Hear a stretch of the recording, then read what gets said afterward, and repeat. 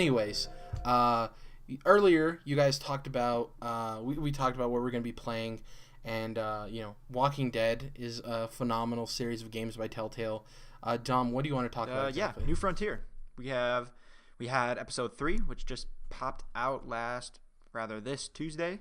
All 3 of us played it, so let's just throw it all out there. First off, we're doing full spoilers. Full spoilers.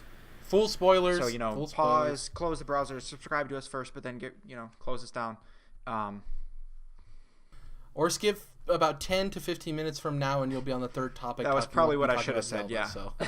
Anyway, all right. So we're getting into it. Final chance to skip forward. So, I love the episode. Let me try to organize my thoughts really quick here. So, I really liked episode 1 and 2. Same thing here with 3. They continue that dynamic with your older brother, and that thing going on with him and his wife, and you got this kind of unspoken love triangle thing going on, just like there was in the show in seasons 1 and 2, like I pointed out a couple of months ago when we reviewed the first 2 episodes. So in the show, what's going on with Shane and Rick, and wow, I haven't said the name in a while, but Lori. Even though it was all kind of settled, Lori, Carl. Even though it was all kind of settled, there was always that weird underlying tension, between all 3 of them, and he still Shane was still into Lori, and it was that kind of unspoken drama, underneath this whole zombie apocalypse thing, and then with Rick disagreeing with Shane and how he does things, was just the cherry on top. So they still kind of got that going a little bit. It was a bit of a letdown where as soon as you're kind of reunited, the first thing Kate says to you is you got to get me out of this place, because you end up in Richmond, where David is one of the people in charge, and she immediately completely wants nothing to do with David, which was kind of disappointing to me. I was hoping that she'd kind of be stuck between the 2 of you and you get to play that game, but that wasn't really the case. She just was not having him. And then it ended up being the other way around, at least how I played, where my character Javi was actually the one who kind of wanted to stay, because I felt he is my brother, though I got to give him at least a chance. That changed, and then I basically towards the end of it said, fuck this guy, I don't care what happens to you. And then I also really liked all the chances I had to be a complete and utter savage. So I killed everyone I could. So that first guy who shot your niece, oh yeah, Lord knows I bashed his head in with a baseball bat without hesitation. Yeah, I knew it. As soon as I saw them, I was like, I'm killing him, right? I was like, I didn't even have to think about that decision. And then that other guy too, Max, I think. Yep, shot him in the head. Screw that guy. So I didn't even hesitate. They try to make you think because he tries to plead I'll vouch and expose everything that's going on in Richmond. I'm like, I don't care. Fuck you. Normally those are the kind of agonizing decisions, but I was so into it, which is good in a different way. So I don't know. I thought that was awesome. The Clementine stuff, they caught up with you and David. I still am of the belief that I wish they wouldn't show some of that stuff, because that's stuff that Javi wouldn't know, and you now are making decisions as Javi based on information that he wasn't there for, but as the viewer you saw it, if that makes sense.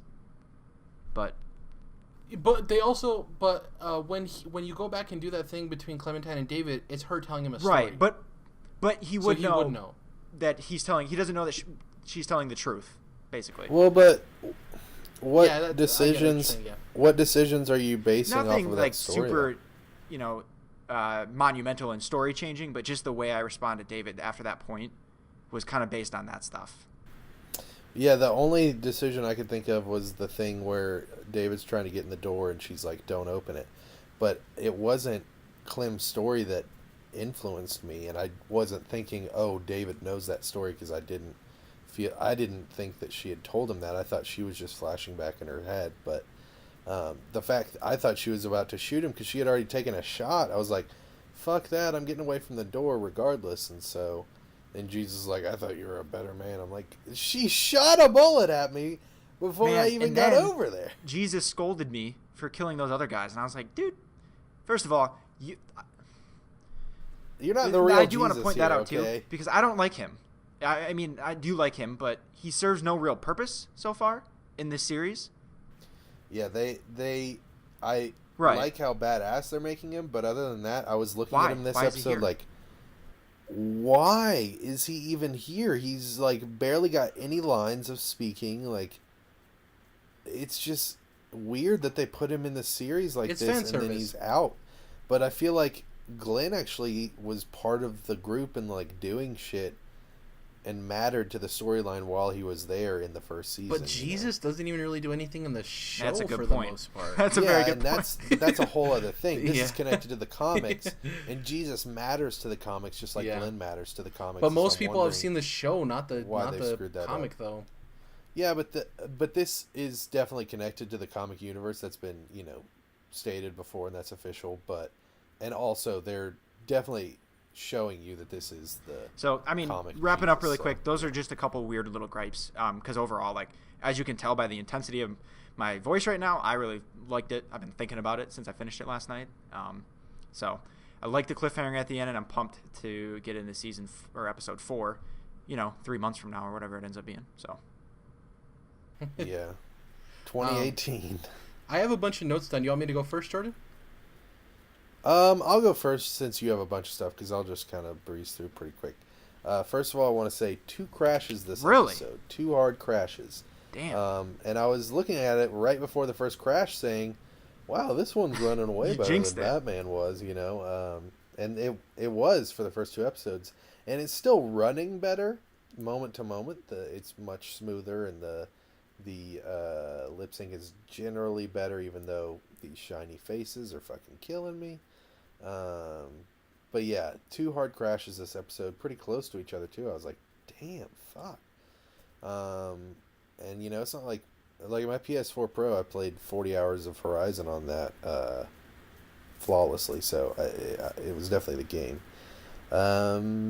So there's that, and then yeah, I mentioned on our last talk about this Walking Dead stuff that I think they're just getting so sharp over there with their writing at Telltale, and the dialogue moment to moment is just on fucking point, and the storytelling in general is just on point. So I want to commend them again for another hard-hitting episode and one of their best outings writing-wise ever for that studio. So really great writing in this episode, really great pacing. Barely any interaction other than thinking that too. dialogue choices I noticed this episode, which was very surprising. I was like, it was probably 30 plus minutes before when he's getting that stuff out of the bag that David left him when they get kicked out. That was the first time I was like, wow. I don't think you ever walked around at any point either. No. Just a little bit. There's like you're Oh, yeah. sneaking for a Yeah. second with Toby and stuff, but I'm wondering if they're just kind of testing the waters with this, because this is probably this is definitely one of their biggest series, if not the biggest series since they've built it up and have this fan base and they're known for it. I'm wondering if they're testing the waters to see, could we just go with dialogue choices? Would people be cool with that? Personally, I think I would be totally fine with that because the Same. writing is that good and the gameplay is that bad most of the time, or that lackluster, I should say. It's not terrible, and even the Batman stuff was exciting. But yeah, I'm wondering if they're testing the waters with that. So, and then just general thoughts, really like the episode. I thought, like I said, the writing was great.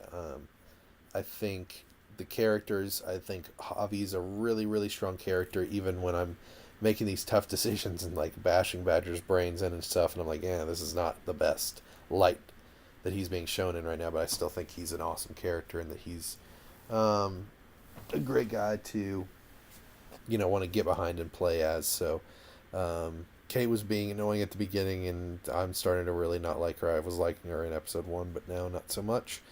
And I'm really starting to like Toby more. And then, yeah, I felt like Jesus was just useless and was very badass with his action scenes that I liked. But his character-wise, I felt like he was very underserved. So, yeah, that's it.